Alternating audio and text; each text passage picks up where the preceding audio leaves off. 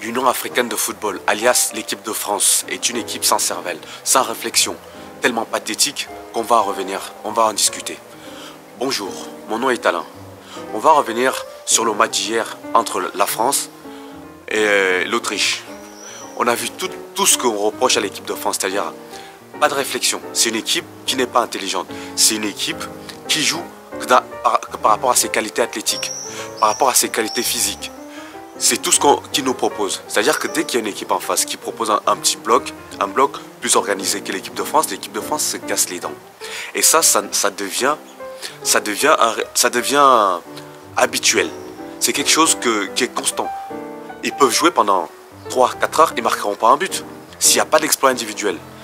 Ce qui s'est passé hier, c'est que l'équipe en face, avec certes très peu de qualité, se retrouve bien organisée, bien fermer les espaces, et on se retrouve avec une équipe qui n'a pas d'inspiration, une équipe qui n'a pas de tactique, qui ne réfléchit pas, des joueurs qui font la différence à 1 contre 1, qui accélèrent rapidement, mais derrière, le geste il est toujours raté. Prenez l'exemple concret, Coman. Coman, c'est un joueur hyper rapide, hyper tonique, hyper dynamique. À chaque fois, à chaque début d'action, tu te dis waouh, qu'est-ce qui se passe? Le mec, c'est un avion de chasse. Il va faire des crochets à gauche, à droite, amène le gars à gauche, à droite. Mais quand il s'agit de faire juste un petit décalage, c'est-à-dire un centre bien ajusté, ou lever la tête pour faire une passe bien dans l'espace, dans le joueur, c'est toujours soit contré, soit mal ajusté, soit le centre complètement au 3e poteau. Il te le fait 80 minutes dans un match. Et c'est incroyable. Parce que quand il démarre, tu te dis, c'est impossible de l'arrêter. Et systématiquement, quand il s'agit de frapper, il va frapper en l'air, tuer les pigeons. Ça, je parle de Coman. C'est parce que c'est l'exemple, c'est ce qui illustre le plus. D'accord? Parce qu'il n'y a pas que lui. Moussa Diaby, c'est exactement le même profil. C'est-à-dire que c'est des joueurs, sur les qualités de dribble, sur les qualités d'accélération, ils sont forts. Mais maintenant, quand il s'agit de finir l'action, vous savez, ce qui fait la différence entre un bon joueur et un très grand joueur, les attaquants qu'on connaît, que tout le monde connaît. C'est-à-dire que quand ils arrivent dans la surface, tu as l'impression que le temps s'arrête. Tellement, ils ont le temps de choisir où ils veulent tirer. Regardez Messi, quand il arrive dans sa grande forme. Quand il arrivait devant la cage, tu avais l'impression qu'il avait une demi-heure devant lui pour choisir. Soit il faisait un petit piqué, soit il faisait un petit plat du pied sur le côté. Chose que nous, on n'en a pas. On a l'impression que nos joueurs de l'équipe de France, ils arrivent plein balle devant la cage et ils frappent les yeux fermés. Ou ils font un centre ou une passe les yeux fermés. R9, il arrivait devant le gardien, elle avait le choix entre je dribble, je passe, je pique. Tu avais l'impression qu'il avait toutes les solutions qui se présentaient à lui. Regardons encore notre très grand joueur, que tout le monde met là-haut. Notre très cher Kylian Mbappé. Notre joyau. Hein? Vous voyez sur la deuxième action qui doit marquer. Il est tout seul devant le gardien. Qu'est-ce qu'il fait? Il frappe fort dans le gardien, plein milieu. Alors que soi-disant, c'est le futur du grand joueur de football. Cette action-là, il a largement le temps de placer son ballon sur un côté. Qu'est-ce qu'il a fait? Il a frappé. Il a frappé fort. Là, on ne va pas dire que c'était de la fatigue. Il venait de rentrer. Donc, on ne peut pas dire que c'est parce que c'était à la 90e, il était fatigué, il a fait des courses. Non. C'est une équipe tellement limitée intellectuellement.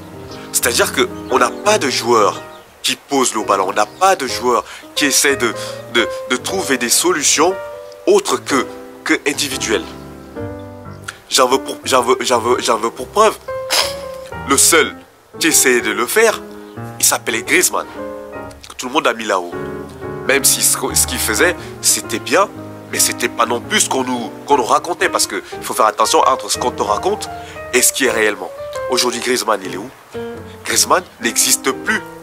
Griezmann n'existe plus sur un terrain de foot. C'est un lambda, comment on appelle ça?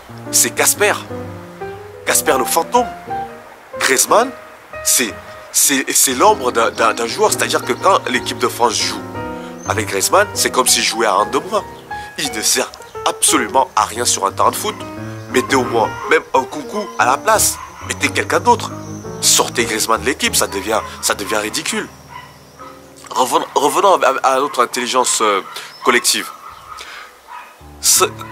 En fait, c'est la conséquence de la sélection des joueurs ou de la formation à la française. C'est-à-dire que tu vas observer que chez les jeunes, on va toujours privilégier les qualités individuelles aux qualités collectives. Je m'explique.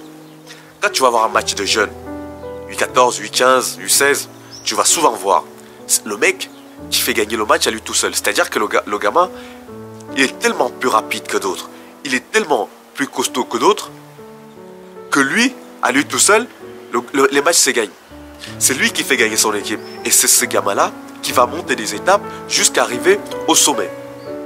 Parce que en fait, on va dire, c'est un travail de feignants, des formateurs ou même des détecteurs de gamins. Parce que quand tu arrives sur un terrain de foot, de regarder un match, on leur demande de regarder, je sais pas moi, 10 matchs en une matinée. Le gars, il va arriver comment? Il va rester, allez, 10-15 minutes sur un terrain. Qu'est-ce qu'il va observer? Il va observer celui qui a une qualité qui explose aux yeux. Mais une qualité d'intelligence n'explose pas aux yeux. Une qualité de vision de jeu n'explose pas aux yeux. Un déplacement intelligent, des déplacements intelligents, ça ne saute pas aux yeux. Le joueur collectif qui va jouer à une touche rapidement, sans garder le ballon, ça ne saute pas aux yeux. Qu'est-ce qui va sauter aux yeux? C'est les qualités de dribble, les qualités de vitesse, les qualités athlétiques, les qualités d'agressivité. Voilà ce qui va sauter aux yeux. Voilà ce qu'on se retrouve avec une équipe, certes, individuellement, chaque joueur a des qualités propres, mais qui se ressemblent pratiquement tous. Hein? C'est-à-dire que à peu près rapide, physique, capable de faire la différence à 1 contre 1. Ok. Mais il leur manque en gros, c'est-à-dire le plus important. Le plus important, c'est l'intelligence collective. C'est-à-dire être capable de garder le ballon, d'avoir un tempo bas et des fois élever le tempo. La France, c'est toujours sur le même rythme. C'est-à-dire que c'est comme une équipe de U14, U15. C'est toujours, t'as l'impression que c'est toujours en contre-attaque. T'as l'impression qu'à chaque ballon, c'est une action de but. À chaque fois, non, il n'y a jamais de temps faible. Il n'y a jamais on tourne le ballon. Je ramène le ballon à gauche, je repars à droite, on revient, on essaie d'attirer l'équipe, comme fait des fois l'Espagne, comme faisait l'Allemagne dans son temps, ou comme faisait le Brésil, comme les grandes équipes. T'as l'impression que l'équipe de France, c'est je reçois un ballon derrière, j'envoie directement sur les attaquants qui vont essayer de faire les 1 contre 1. S'ils passent, tant mieux. S'ils passent pas, tant pis.